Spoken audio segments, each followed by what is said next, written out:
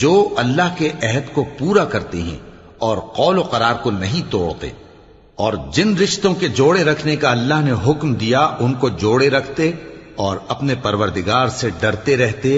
اور برے حساب سے خوف رکھتے ہیں، اور جو اپنے پروردگار کی خوشنودی حاصل کرنے کے لیے مصائب پر صبر کرتے ہیں اور نماز پڑھتے ہیں، اور جو مال ہم نے ان کو دیا ہے اس میں سے پوشیدہ اور ظاہر خرچ کرتے ہیں اور نیکی سے برائی کو دور کرتے ہیں، یہی لوگ ہیں جن کے لیے عاقبت کا گھر ہے، یعنی ہمیشہ رہنے کے باغات جن میں وہ داخل ہوں گے، اور ان کے باپ دادوں اور بیویوں اور اولاد میں سے جو نیکوکار ہوں گے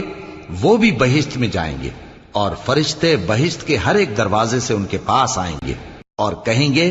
تم پر سلام ہو، یہ تمہاری ثابت قدمی کا بدلہ ہے،